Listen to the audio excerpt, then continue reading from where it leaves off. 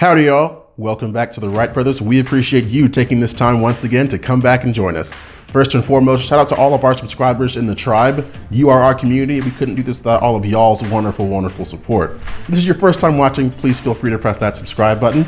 Membership in our tribe is completely free, and each one of you who touches that button and joins our community helps us reinforce the message: identity politics is dead. Now, here at the Wright Brothers, we do sometimes have a very serious demeanor because we tackle really serious topics all the time. But it doesn't mean that we can't have a good time at the same time. Now, as some of you may remember from way back, about 4 months ago, we did our last Love Letter from the Left series, where we jumped into some of the comments that we received from the left side of the aisle, some of the people who actually take great umbrage with the things that we say on this channel all the time. And we usually don't try to give them much of a voice at all because it really doesn't matter to begin with. But some comments are just too good to ignore. So we're going to jump into those today. But before we start, the Greek philosopher Epictetus famously said, "Any person capable of angering you becomes your master. He can anger you only when you permit yourself to be disturbed by him."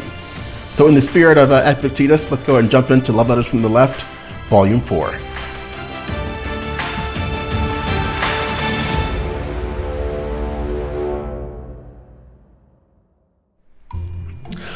All right, y'all, let's just jump straight into it and let's see what madness the left has for us today. The first comment, this is in response to my CNN interview I did a few months ago. This individual says, "I saw your coon act on CNN, my brother. Not a good look. Now I know why Harriet Tubman carried a gun back in the day for coons like you. However, I will not allow your self-hatred to turn me against you. Blessing, hope you come back to your senses." At least he was nice, maybe? That's just number one. Throwing it to Eddie. Eddie, what you got? Okay, this next one, it says, that guy, speaking about Damani, because Damani apparently is that guy now. "That guy is an Uncle Tom for sure. Not only would I say it in your face, I would kiss you as I'm saying it. You'd like that, wouldn't you, Trey? XO, XO. I appreciate the love trumps hate sentiment, maybe. Maybe that's where he was going with it. I don't know, Devine, but apparently we have kisses coming our way even after Valentine's Day, so that's nice. Oh my gosh. This next one. Comes to us from the world of Instagram. This is a long one, so buckle up, just sit back and relax. Pack a lunch. "You're a moron." I'm sorry? Pack a lunch. Exactly. This one says, "You're a moron. Saw you in CNN. Now I get to see who you really are. Throw black man like you a bone, and you think the world of a racist bigot white man, #Trump. Weak black men like you are the reason why disgraceful and immoral Trump can believe he is doing a great job for the black community because of sellout like you. You will regret the day that you stand by Trump." I lost my place here. It's so long. "Don't you think for a second that Trump 5 AF about your fat ass. You will never be a moral leader for your children because a weak man like you chose not to stand with a serial woman abuse and a man who thinks because he ran the USA team contest, that gives him the right to look these young girls naked. Shame on you." I'll take a deep breath. "You are disgraceful and reckless, just as your president, all caps, make America have morals again. I feel sorry for all you weak black men who supported this racist's bigot. No strong black woman would never marry a fool like you." Now, the funny thing with that comment is the very last sentence. Is it over? It's over, finally. But the very last sentence, he said, "No strong black woman would never marry a black man like you." That's actually called a double negative, if people remember their grammar. So it actually means that strong black women would marry someone like me. But that point would be lost from this individual. So I'm going to throw it to Eddie for the next one. Yeah, I don't even know what to say to that one. Weak black men. I don't know if you've seen my brother and I in real life. This is me, and he's way bigger than I am, so just take that for what it is. This next one says, "Your black card," it could be referring to either of us, I honestly don't know or care at this point. "Your black card has been revoked until further notice. I assume he's or she maybe is a worker for a credit card company, and I have a black card that I didn't know about that apparently has been revoked, so I'm no worse off than I was before, I suppose. Oh, gosh. All right, moving right along. The next one. This says, damn, who is paying you to do this? Hope it's a lot. Makes sense. Might as well abandon the only party that fights bigotry. You know, that's one comment that people will sometimes give us a lot. And they're just like, oh, you must be getting paid to do this. You know, we don't get paid a dime to do this. We just do it because we love doing it. You know, people who feel the need to support us or feel led to support us with financial donations, and all, we appreciate them. But that in no way subsists and substantiates our entire life. But people think that the only reason you do something like this is to get money or something from it. And that's nothing could be further from the truth. No, not at all. We do this because we like to do it, and we would do it for free, and we'll continue to do it for free for as long as God gives us breath. So, moving on. This one is in response to a comment that we made on our Facebook page, where we said, as African American men, we both wear our MAGA hats with pride. The media is truly unhinged. Thanks for all you do. We were speaking to one of our wonderful tribe members, Mark, and the response to that was not from Mark, unfortunately. This response said, don't be cooning. White people put us in chains. We need to enslave them for slavery. It's a little redundant there, but I think we get the gist. Apparently, this individual wants to bring back slavery, but put white people in chains. Little does he know that every race on earth has already been enslaved, so it'd be a redux at that point, and I'm not sure he would get out of it what he wants, or she, or it, whoever this is. It never stops. We told you these were some good ones today. This next one comes to us from the world of Instagram. Ooh. It says, dude, you know, right? This is talking about President Trump, because I posted a picture of President Trump meeting with Kim Jong-un, and it was, you know, a really fantastic moment from a historical perspective, but this individual thought otherwise. So it says, dude, you know, right, that he asked a guy to write it and put his name on the book. How can he wrote that when he faked that he's a billionaire just so he could borrow billions of dollars from ... I forget the name of the community. That's the end of the comment. That was real? That was a real individual. The thing is, this takes time. My thing is, if you disagree with me, that's fine. But you have to sit there and really just be burning up with hate to just type out something, and then take a step further. It doesn't even make any sense whatsoever. Take it away, Eddie. Yeah.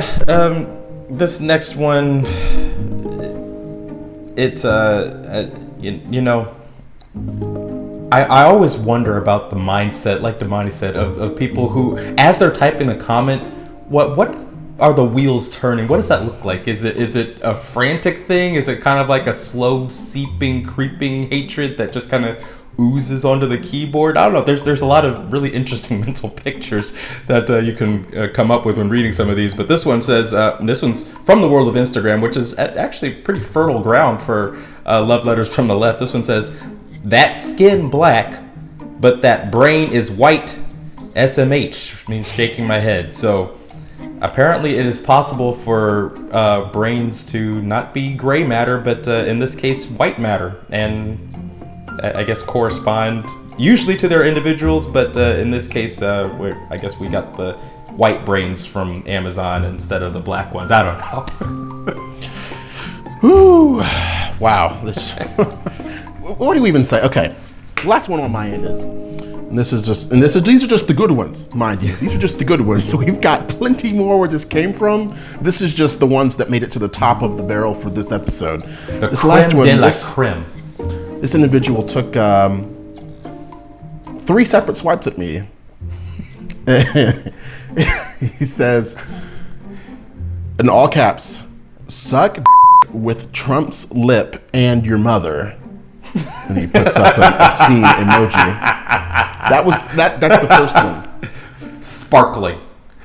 The second one he says is, if you not with us, you against us. Again in all caps. And then the final message that he sent me was, "Suck you. You know what? Your mother should have swallowed you. Matter of fact, she probably ashamed of you." So I'm actually gonna call my mom up and I'm gonna actually validate whether she's ashamed of me or not. So we'll do that and we'll come back. We'll come back later. But that's the last one that I have. These are just the good ones. Trey, I know you have one more, and then we'll close this one out. Well, yeah, actually, you know what? I ran out of bad ones, and I've had enough bad news for one day that too much love can go to your head. So we're actually going to go to a spotlight from the right, because we appreciate everyone, each and every one of y'all in our tribe. We do what we do because of fine patriots like y'all. And honestly, we have to dig to find a lot of these. Most of the feedback that we get is overwhelmingly supportive. It's the wind beneath our wings, if I'm permitted to use that cliche on this show. But no, we really appreciate it. And today we had a great comment that we wanted to highlight from Mark Finkbeiner. I hope I'm pronouncing that correctly, sir. And he just said that one of our videos, it was actually on a border wall video. He said it was another really informative video. These guys do a great job of laying out the facts without twisting the underlying data to fit a particular narrative. I especially like Eddie's take on the pros and cons of POTUS, President of the US, of course, declaring this emergency. And we really appreciate stuff like that, Mark, because Damani and I, we try on this channel to be as honest and genuine and forthright as possible. These are our legitimate opinions. If you were to stop us on the street, you'd get the exact same responses as you'd see in the videos, because these are just little snippets of the conversations that he and I have been having for years. And you know, sometimes we'll agree with the majority of the right, sometimes we won't. We know where our biases lie, but we're also trying to flesh out our points and actually have a discussion to figure out where we come down on particular issues. So thank you so much for appreciating that and feeling led to tell us about it. We read each and every single comment and reply to as many of them as we possibly can. And we can't thank you enough, Mark, and thank the rest of y'all in the tribe. So Damani, take it away. What you got? Yep, and I have one spotlight from the right myself. This comes to us from Anna. And Anna says, love the opening. Great job in response to our State of the Union Pride and Prejudice episode. Mm-hmm. She said, I felt embarrassed and ashamed for the women sitting there dead-faced when President Trump talked about late-term abortion will not happen. I just don't understand how they think it is right. So many people want a child and can't have them. God help us. I have no respect for the Dems. I really did enjoy the speech. I thought Trump did a great job. Y'all did an excellent job. Keep up the great work. #MAGA. Well, Anna, we appreciate you. Like my brother said, we couldn't do this without all of y'all's wonderful support, and especially those from the very beginning, because those of you from the very beginning know that it was not always like this. It's taken us a little while to get up to this point, but we appreciate those of y'all who stuck with us, who supported us, and who continue to do so as we move on into the future. But we hope y'all enjoyed this love letter. It's a little bit of a different dynamic than our normal videos, but we realize there's more to life than just being deadpan and serious at all times. And we like to have fun and really demonstrate and exemplify what it means to receive negative criticism, but then respond to it in a positive way, because you're always under the microscope, especially in these times as a Trump supporter or conservative in general. And it's up to you to decide how you are going to respond to this negative feedback that you are going to receive. It's too easy to respond in kind. Always take the high road and find a way to laugh about it, because at the end of the day, like, we're just two normal guys from Texas who love to laugh and have a good time. But we hope you enjoyed this episode. Check out our Facebook page, The Wright Brothers IPID, to engage with us on a much deeper level. Also, for those of you who are inclined to support us financially through Patreon, you can find our Patreon once you search The Wright Brothers. Check out our friends over there at Let's Be Frank, and check out our friends at the Two Classy Gentlemen podcast as well, and for more conservative content. But without further ado, we hope you enjoyed this love letter from the left, volume 4. There will be more coming soon, I am sure. It just gets better from here. So without further ado, thanks and gig 'em. Thanks and gig 'em, y'all. The first revolution is when you change your mind about how you look at things and see that there might be another way to look at it that you have not been shown. The revolution will not be televised, There'll be no rerun, brothers and sisters. The revolution will be live.